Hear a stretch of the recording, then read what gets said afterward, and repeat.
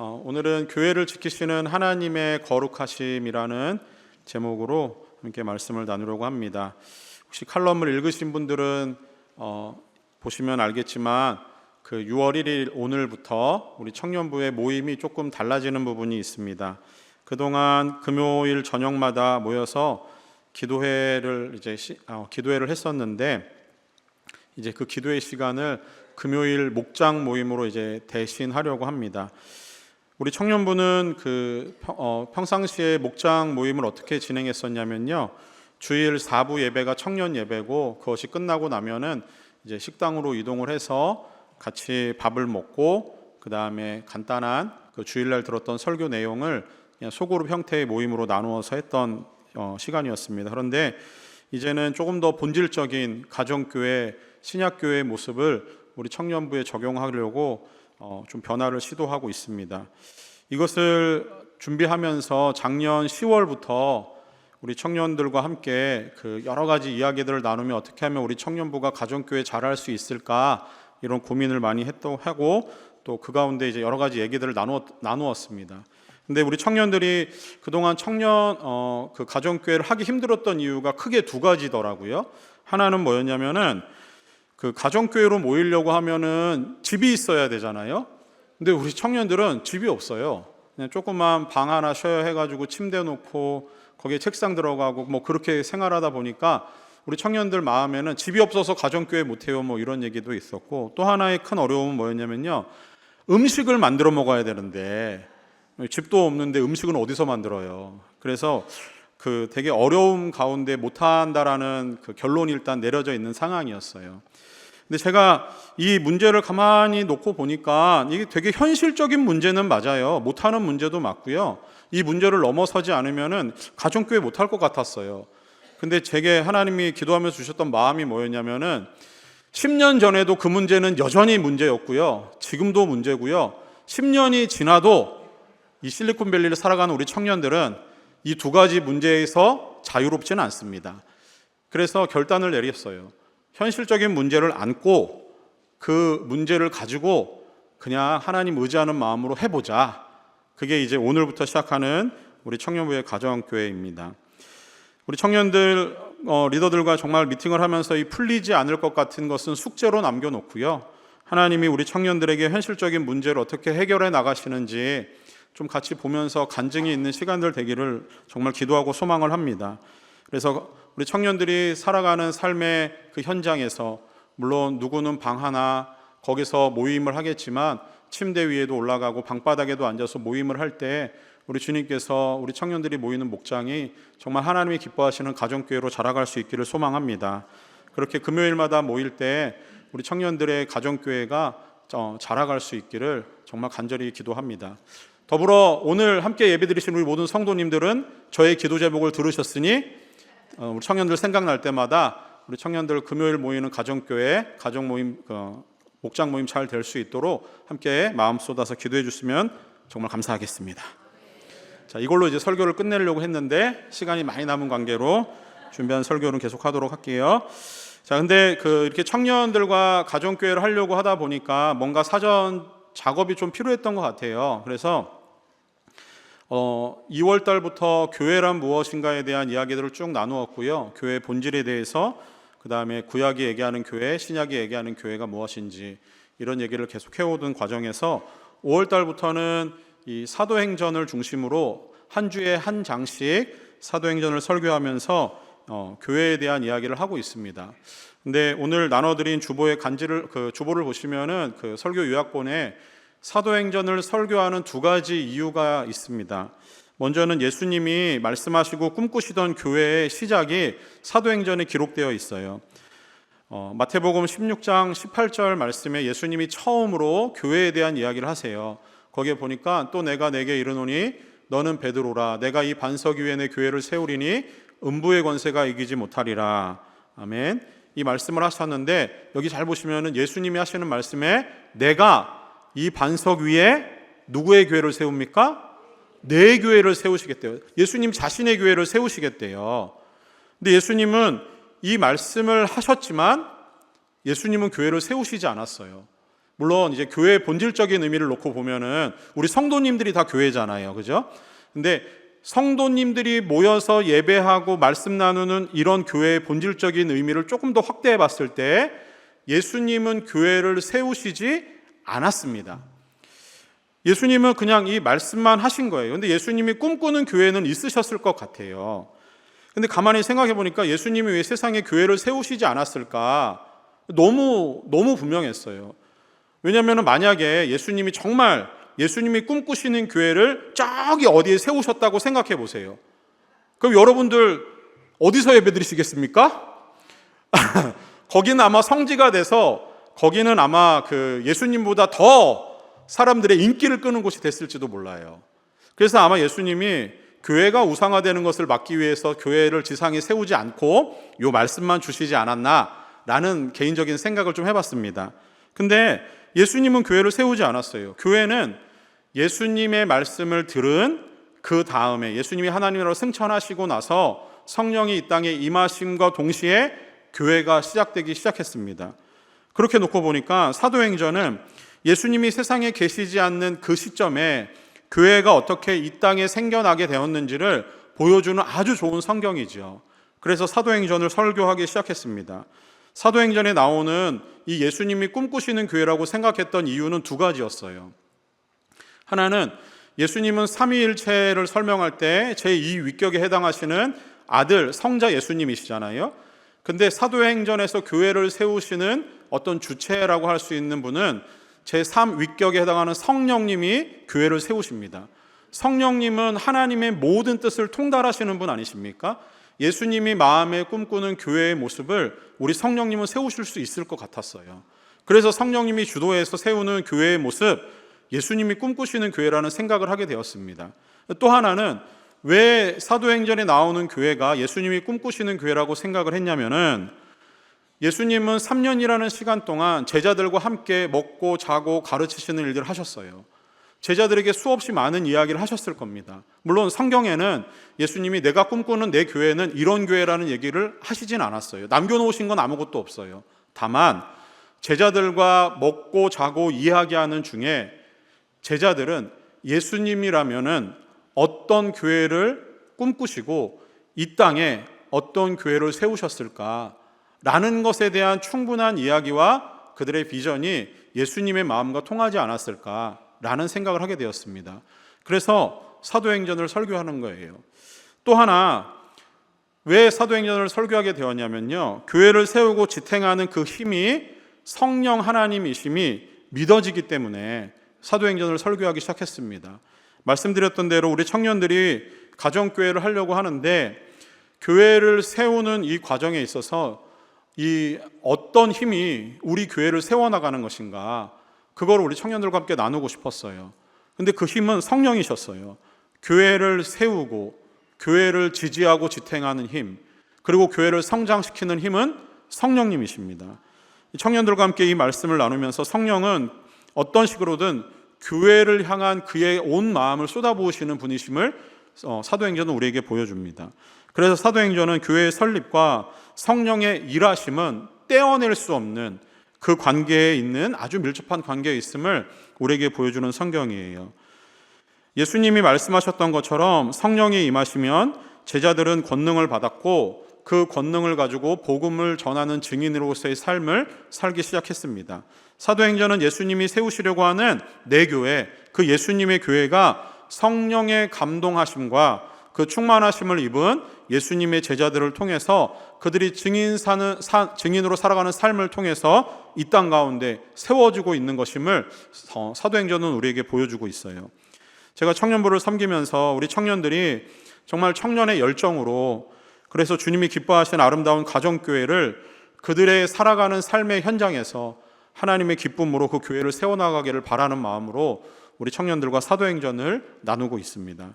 그리고 오늘 그 같은 마음으로 우리 성도님들과 함께 정말 우리 하나님은 교회를 향한 마음이 무엇인지 그것을 함께 나누려고 합니다.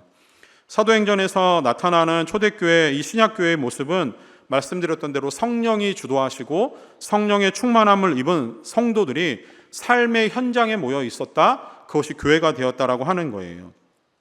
그렇게 세워진 교회의 모습에 대해서 사도행전은 두 구절에서 그 이야기를, 그 교회의 모습이 어떠했는지를 우리에게 소개하고 있어요. 사도행전 2장 44절에서 47절 말씀과 사도행전 4장 32절에서 35절 말씀입니다. 앞에 자막이 있는데 우리 그때 그 교회는 이랬을 것이다 라는 성경 말씀을 통해 한번 상상을 하시면서 이 말씀 같이 한번 읽어보도록 할게요. 믿는 사람이 다 함께 있어 모든 물건을 서로 통용하고 또 재산과 소유를 팔아 각 사람의 필요를 따라 나눠주며 날마다 마음을 같이하여 성전에 모이기를 힘쓰고 집에서 떡을 떼며 기쁨과 순전한 마음으로 음식을 먹고 하나님을 찬미하며 또 온 백성에게 칭송을 받으니 주께서 구원받는 사람을 날마다 더하게 하시니라. 아멘. 자, 또 이어지는 4장 32절 35절 말씀 같이 보겠습니다. 믿는 무리가 한 마음과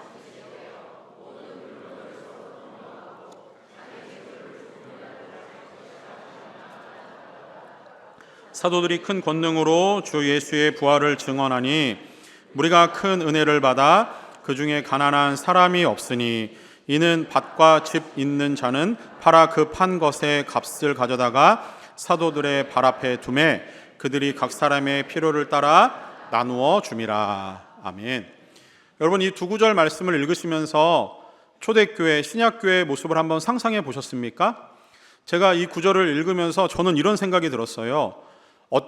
여러분들이 누군가를 만날 때 그 만남이 즐거우면은 그 사람 또 만나고 싶잖아요. 그죠? 근데 오늘 말씀에서는 매일매일 모였대요.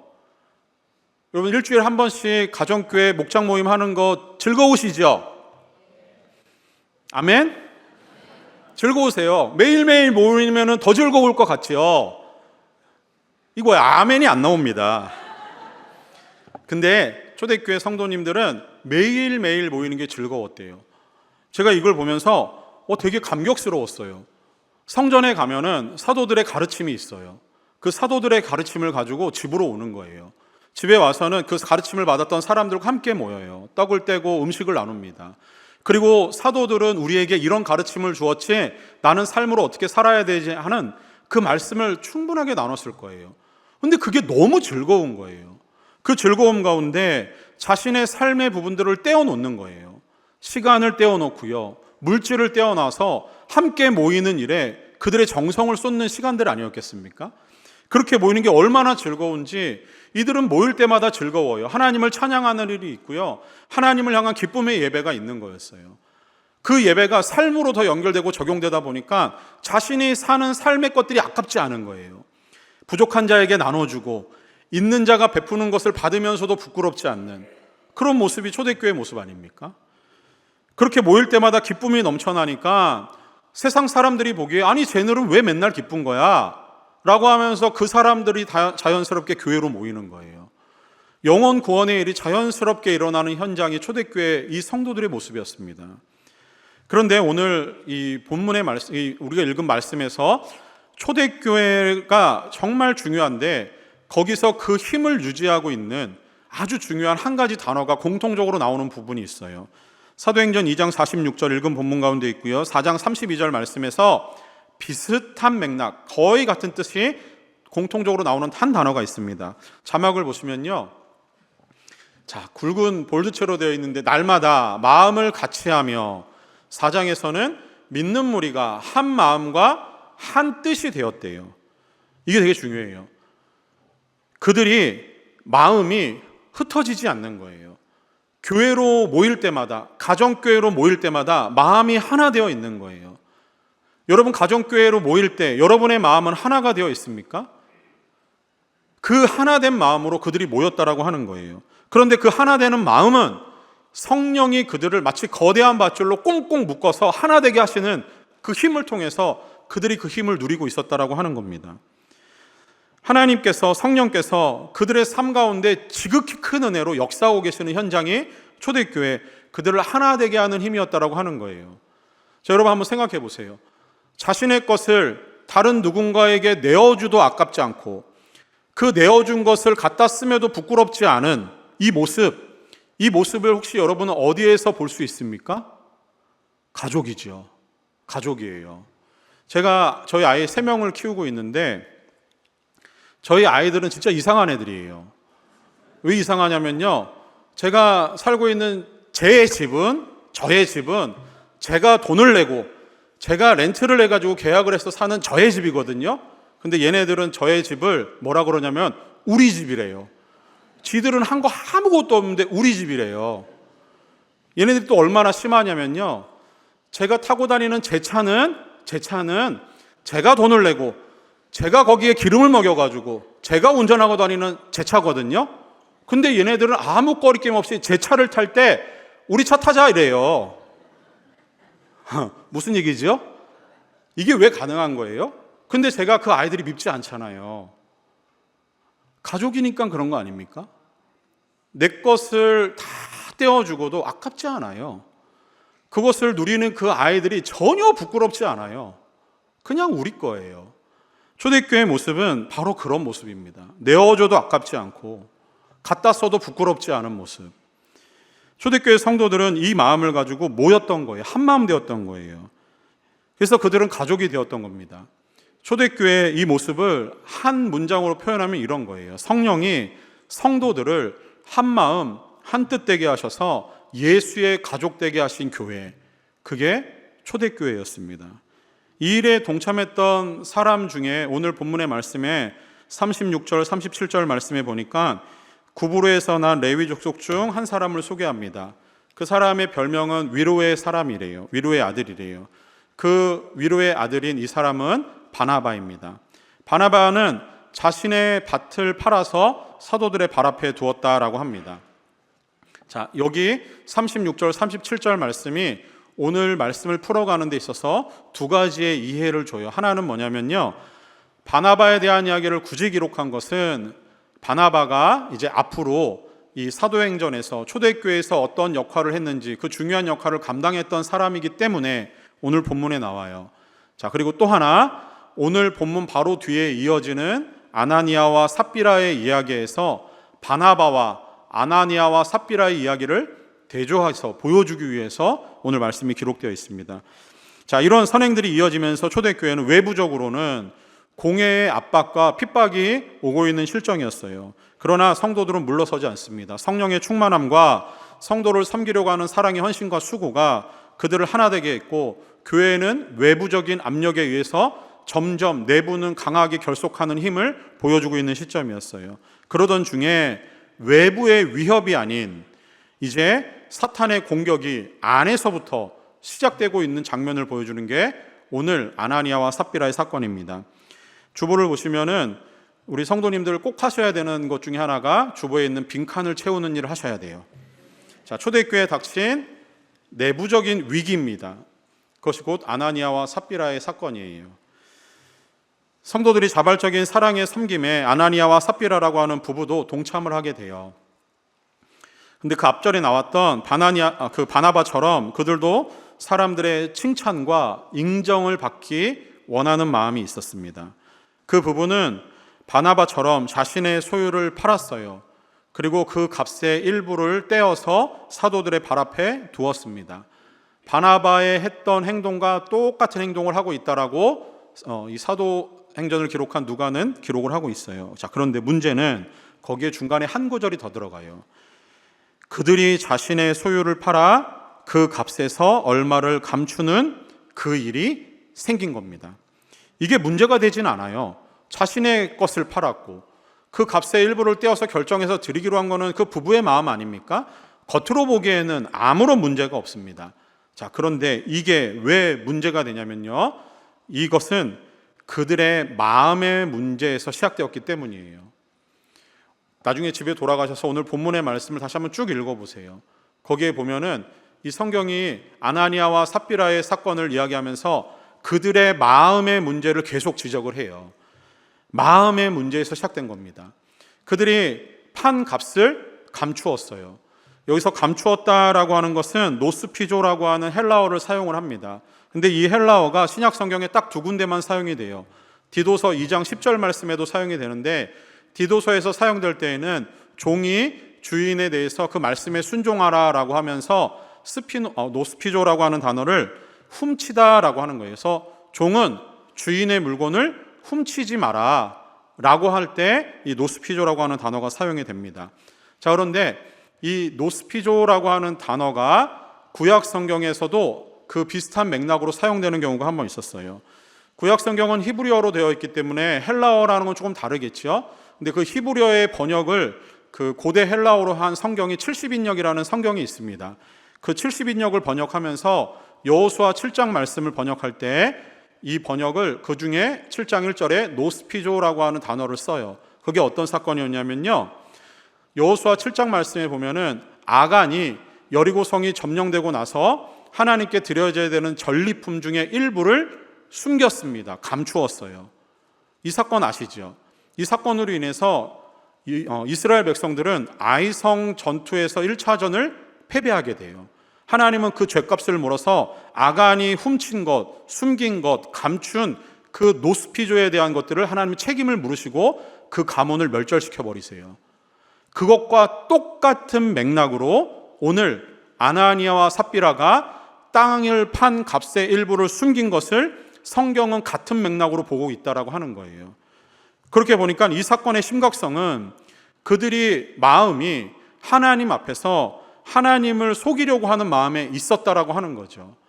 하나님 앞에 사람들이 보기에는 우리는 이렇게 했어라는 자랑과 인정을 받고 싶었겠지만 하나님 앞에서 그들의 마음은 하나님을 속이고 기만하는 행동을 하고 있는 부분입니다. 그래서 베드로가 이 아나니아와 삽비라의 죄를 지적하는 본문의 3절과 9절 말씀에 보면은 같은 맥락으로 사탄이 내 마음에 가득하여서 성령을 속였대요. 삽비라에 대해서는 주의 영을 시험하였다라고 이야기합니다. 같은 말씀이에요. 결국 아나니아와 삽비라의 죄는 사탄이 그들의 마음에 들어가서 탐욕의 마음을 심었고 그 탐욕으로 인해서 하나님을 기만하고 속이려고 하는 죄를 지었다라고 하는 거예요. 이 일은 결국 돈의 많고 적음의 문제가 아니라는 겁니다. 또한 그 판값에 얼마를 내는 것은 그렇게 중요한 문제는 아니었어요. 그들의 마음의 문제였습니다. 베드로가 보는 것은 사탄이 그들의 마음에서 그 일하고 있는 것을 보는 거예요. 탐욕스러운 마음, 하나님을 속이고 숨기려고 하는 그 마음, 그게 그들이 저지른 죄라는 거죠. 이 일이 있었던 상황이 말씀을 드렸던 대로 외부적으로는 공회의 압박과 핍박이 오는 상황이었어요. 그런데 성령의 충만함을 입은 성도들, 사도들, 제자들은요, 외부의 압력 앞에 굴복하지 않아요. 그들은 오히려 내부적으로 강하게 결속해서 더 복음을 전하려고 하는 뜨거운 마음을 가지고 있었습니다. 그런데 내부에서 일어나는 일은 전혀 다른 사건이에요. 성령을 속이고 하나님을 기만하려고 하는 이 죄가 엄중합니다. 아니, 그게 뭐 대단하다고 사람의 생명을 빼앗나? 하나님이 그렇게 잔인하신 분이신가?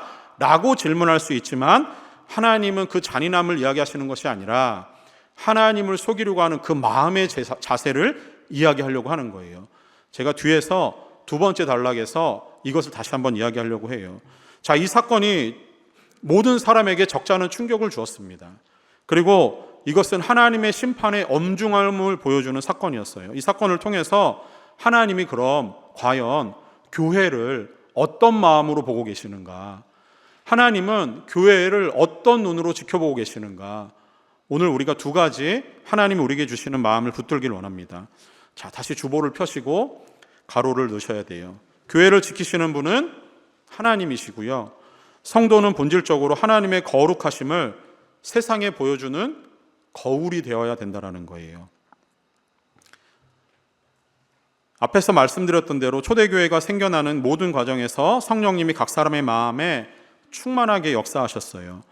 은혜를 주시고 그들을 증인으로 세우셨습니다. 예수님의 제자들은 본래 예수님이 잡혔을 때 그들은 뿔뿔이 흩어졌잖아요. 다 겁쟁이였어요. 그런데 이들은 성령의 충만함을 입은 순간부터 달라져요. 성령은 그들에게 그들의 마음에 복음을 전할 수 있는 뜨거운 불꽃을 심으셨습니다. 성령의 충만함을 받은 사도들과 제자들과 성도들은 거리로 뛰쳐나갔어요. 그리고 복음을 전하기 시작합니다. 복음을 들은 사람들은 몰려들고 교회로 몰려들어 교회가 생기기 시작했어요. 그때 생겨났던 처음 교회는 갓난아이와 같아요. 그 교회는 순전하고요. 그 교회는 열입니다. 그렇게 교회는 갓난아이처럼 로마 사회의 한 구석을 자리하고 있었어요. 동시에 성령은 강력한 능력을 통해서 베드로와 요한에게 나면서부터 한 번도 걸어보지 못한 장애우를 일으켜 세우는, 예수의 이름으로 일으켜 세우는 사건을 3장과 4장에서 벌이게 돼요. 이 사건이 교회를 더 폭발적으로 성장시키는 아주 중요한 사건으로 자리를 하게 됩니다. 그러나 이 사건은 공개적으로는, 겉으로는, 교회 외부적으로는 공회의 핍박을 더 심하게 불러일으키는 사건이 되었어요.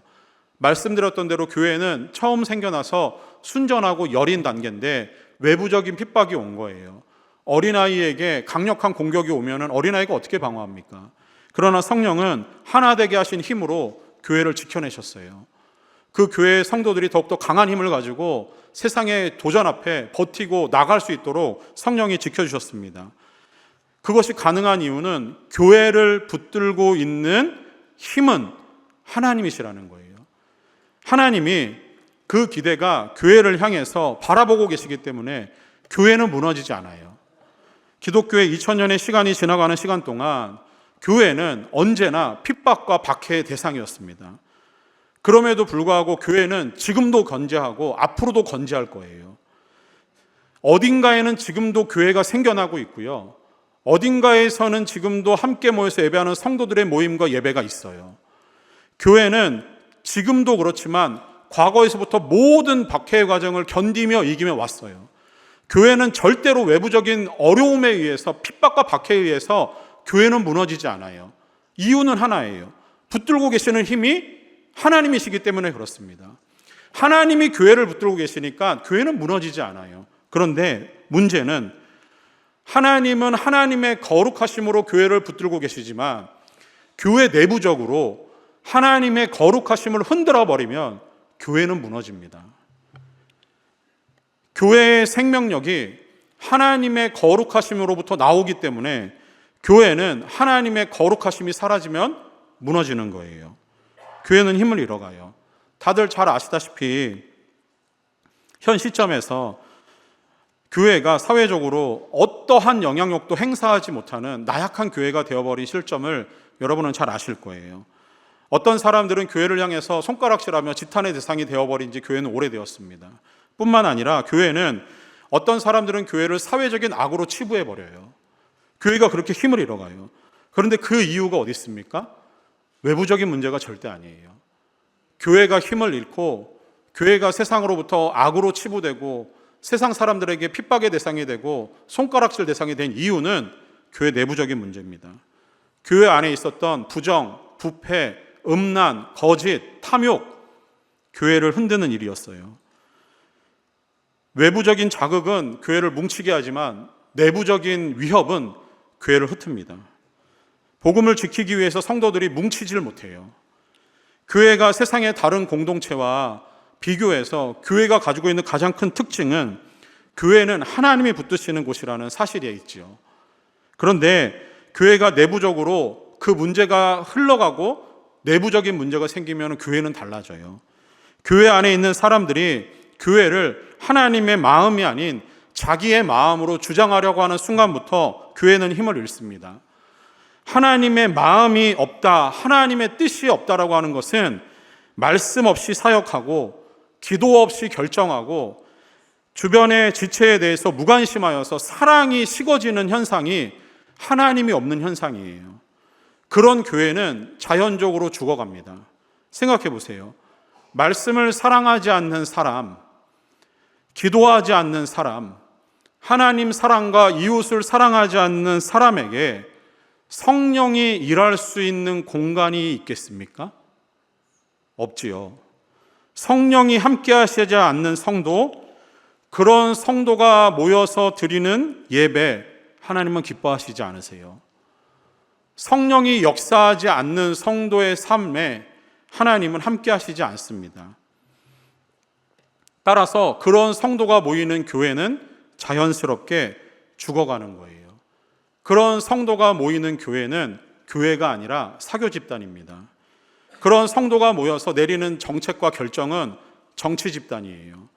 그런 성도가 모인들 자기의 목소리를 내려고 하는 세속적인 집단으로 변해가는 것은 시간 문제입니다. 세상의 공동체와 다르지 않는 그 집단이 교회일 수가 없지요. 성령이 일하시지 않는 성도와 교회는 하나님의 거룩하심을 잃어버리게 됩니다.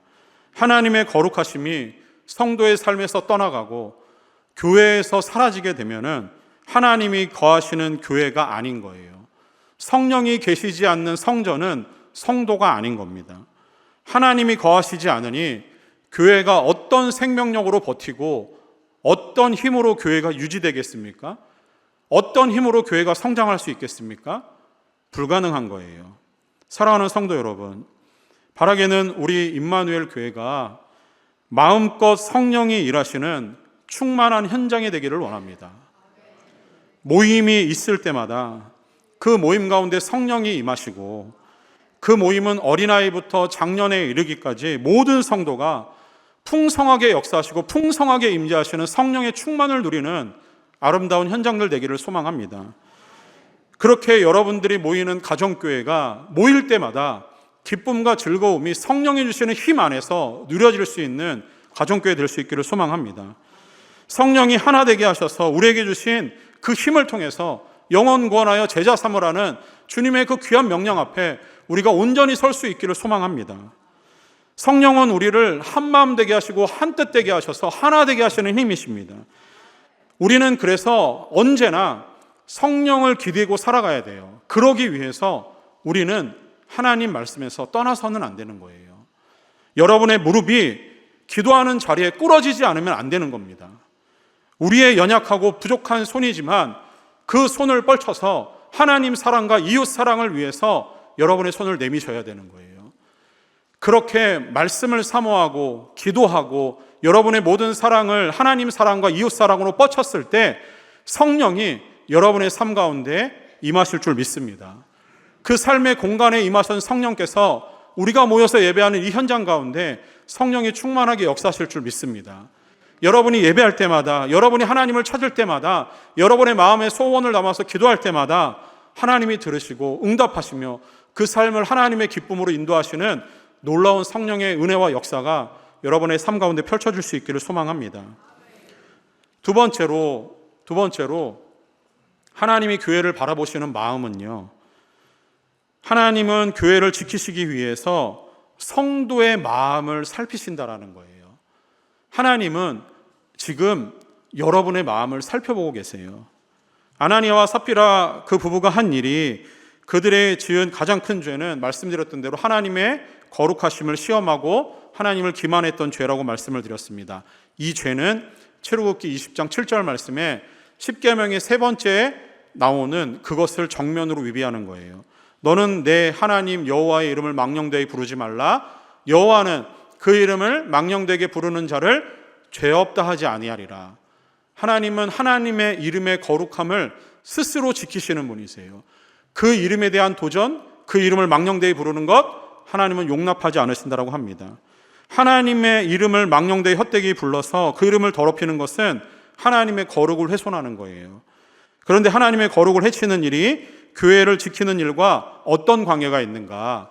도대체 하나님의 거룩을 해친 그들을 향해서 아나니아와 삽비라를 즉사시키는 그 일이 도대체 무슨 관계가 있는가? 오늘 본문의 말씀이 위치가 우리에게 그것을 설명합니다. 앞에 있었던 사도행전 1장에서부터 4장까지의 내용은요, 주로 교회가 어떻게 세워져 가는지, 세워진 교회의 모습에 대한 이야기를 많이 담고 있어요. 그리고 5장에 아나니아와 삽비라 이야기가 있고요. 6장으로 넘어가면요, 스데반에 대한 이야기가 나옵니다. 그리고 6장 이후로부터 7장, 8장, 9장 쭉 이어지는 사건은 복음을 담당하는 사람들의 이야기가 나와요.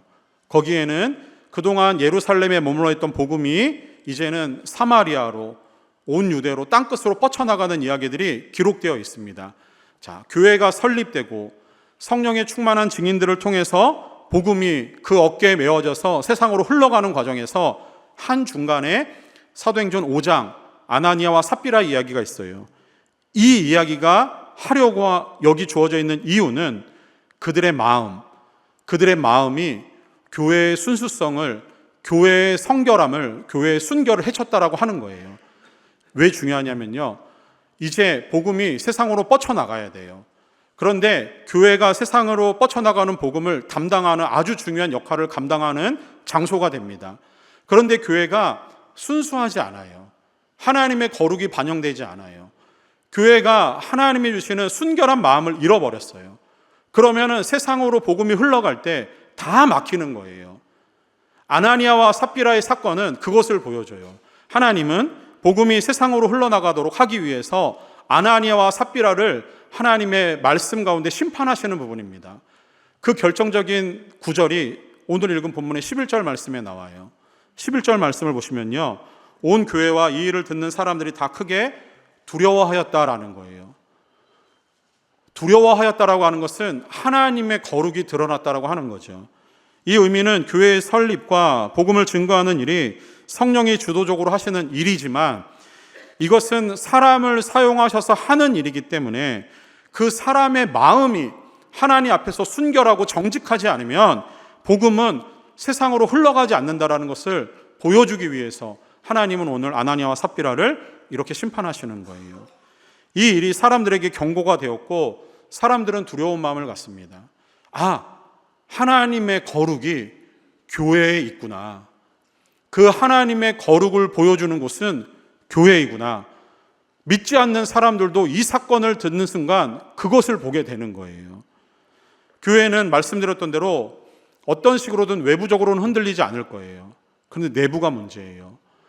이 사건이 있은 이후에 내부적으로 교회는 정결을 유지하게 되는 일들이 벌어지고 두려워하는 마음을 가지고 사람들은 교회로 모이는 일들이 뒤에 구절에 담겨져 있습니다. 교회는 이 사건을 통해서 무너지고 흩어지는 것이 아니라 더 강하게, 더 성령의 충만한 임재 가운데 교회는 커가는 것을 기록을 하고 있어요. 사랑하는 성도 여러분, 성령의 충만함을 입고 하나님을 두려워하는 그 마음으로 말씀을 받아서 여러분들은 세상 가운데로 나가셔야 돼요. 그리고 그 세상에 나가셨을 때 성경은 분명히 얘기합니다. 하나님의 백성은 세상이 감당할 수 없어요. 성도의 실력은 하나님의 말씀을 삶으로 살아내는 순종에서 나오는 거예요. 더불어 그 마음이 하나님 앞에서 정직하고 성실하며 거짓 없는 마음으로 하나님을 기뻐하고 그리고 그 마음을 가진 자에 하나님은 성령으로 충만하게 임하십니다. 그 성령의 충만함을 받은 자가 세상으로 나가서 복음의 증인의 역할을 감당할 수 있는 거예요. 하나님은 세상에 복음이 증거되기를 원하고 계시면서 동시에 사람을 통해서 그 일을 하시기를 원하고 계세요. 그런데 거저 보내시지 않으세요. 권능을 주시잖아요. 함께 하시잖아요. 충만하게 임하시잖아요. 그런 사람이 비로소 하나님의 일을 감당하는 일꾼이 되는 겁니다. 사랑하는 여러분, 지금 이 시대는 하나님이 우리에게 주신 좋은 시간이에요. 지금 여러분이 살아가는 실리콘밸리라고 하는 그곳은 여러분의 삶이 펼쳐진 현장입니다. 우리가 살아가는 지금 여러분이 살아가는 바로 그곳에서 하나님의 거룩을 세상에 비추어내는 거울과 같은 성도 될 수 있기를 소망합니다.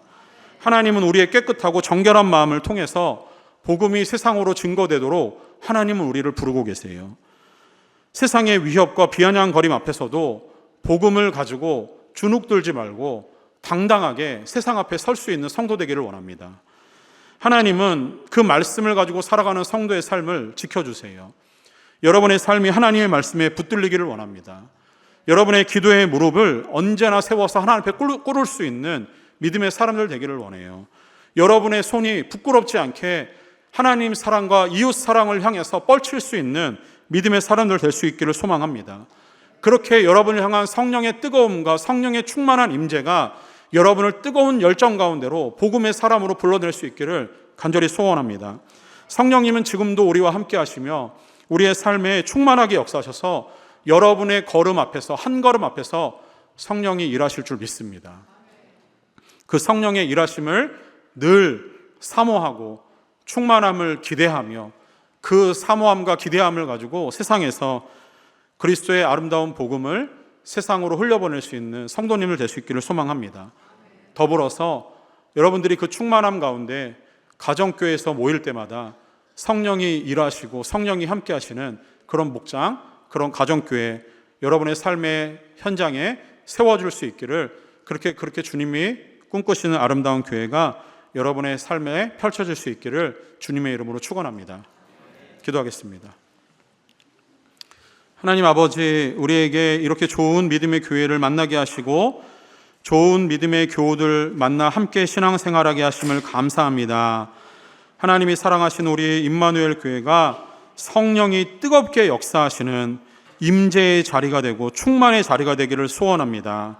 우리 모든 성도님들 예배 드릴 때마다 그 마음 가운데 성령의 임재 앞에 늘 압도되게 하여 주시고, 성령의 충만함으로 세상을 향할 때마다 우리의 삶의 자리들 가운데 함께 하시는 하나님을 인지하고 기억하며 감사함으로 살아갈 수 있도록 은혜를 베풀어 주시옵소서. 하나님의 말씀을 사랑하게 하여 주시고 말씀에 순종하는 마음 더하여 주시고 형제 자매를 위해서 사랑으로 헌신하고 수고할 수 있는 그렇게 하나님이 원하신 아름다운 공동체 되게 하여 주시옵소서. 우리 안에 담겨진 사랑의 열정으로 세상 속으로 나가서 그리스도의 복음을 세상에 증거하며 진정한 예수의 증인으로 살아갈 수 있도록 주님 우리를 사용하여 주시옵소서. 감사하며 예수님의 이름으로 기도합니다. 아멘.